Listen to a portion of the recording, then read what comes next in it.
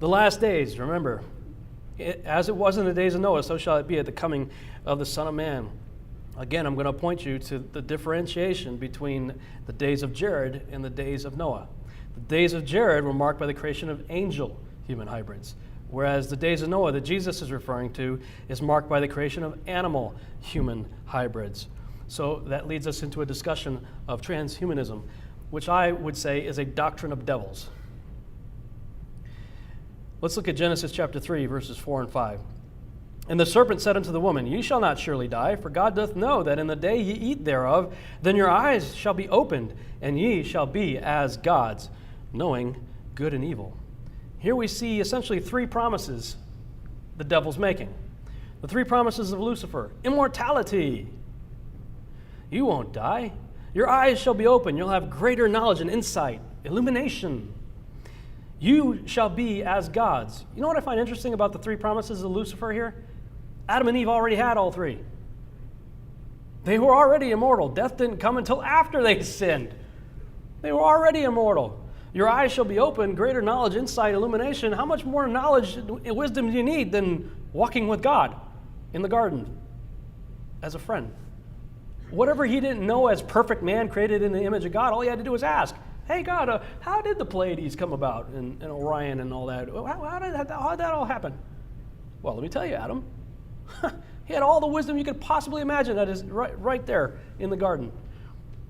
You shall be as gods. He was already made in the image and likeness of God. So the three things Lucifer promised Adam and Eve, they already had. They gave it up when they accepted his offer. It took a bite. There's a documentary that is out there called Building Gods. You can watch the whole documentary if you Google it, Building Gods. I'm just going to show you a really short clip by an individual named Nick Bostrom. He's the co-founder of the transhumanist movement. Listen to what he has to say. Keep these three in mind, right? The three promises of Lucifer are immortality, greater knowledge, insight, your eyes shall be opened, and you shall be as gods. Listen to what Professor Nick Bostrom has to say about his vision for transhumanism. What I'm really interested in is to try to understand the bigger picture for humanity, our place in the world, and what might lie in store for our species in the future, particularly the way we might use technologies to enhance ourselves or to go beyond what we currently think of as our human nature, whether it might be by radically extending the human lifespan through solving the problem of aging, or increasing our intellectual capacities, improving our memory, or taking control of our own emotional states.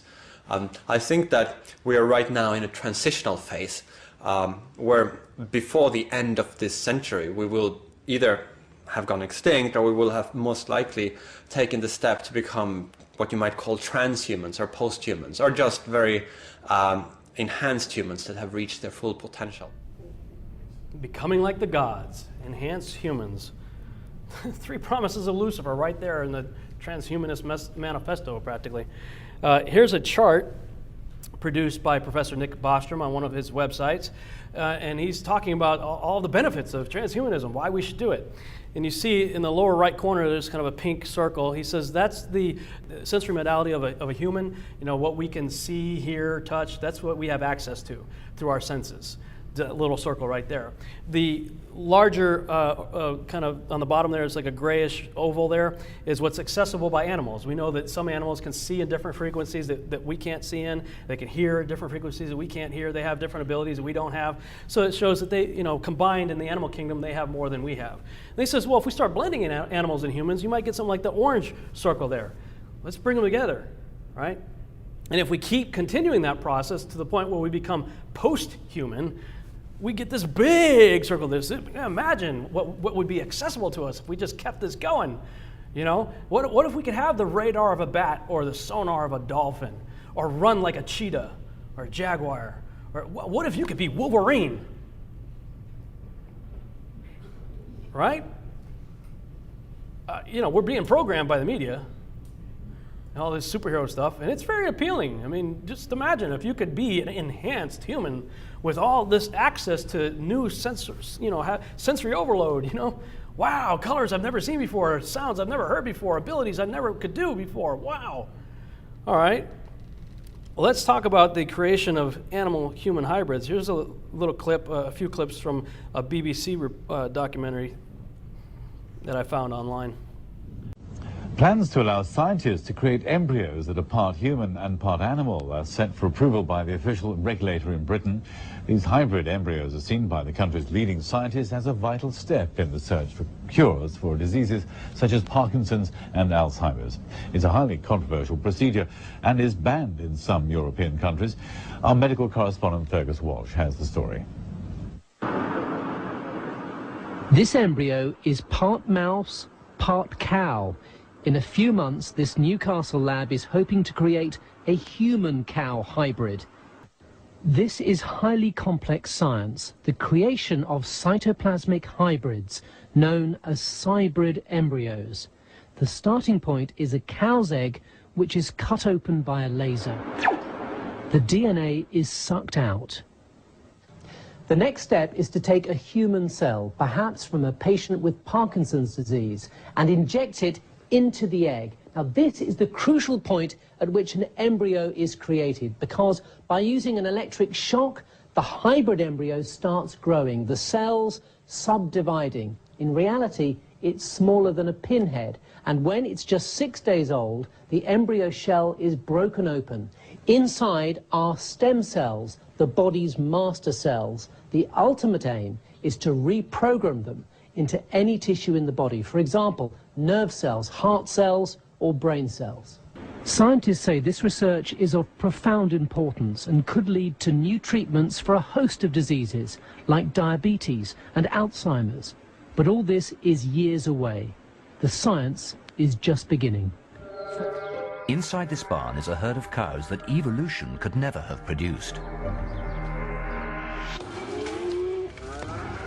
What a sight! Every animal here is a clone. They're all genetic copies of just 2 original cows created in the lab. They were created by genetic engineering in the hope of saving human life. Hey! Antibodies are produced by our bodies to fight disease. They can destroy lethal infections like SARS and poisons like botulism. But no one has found a way to mass produce them until now. Dr. Robles' calves are worth up to $500,000 each. They have human DNA inside them. Their future is to be milked for their blood.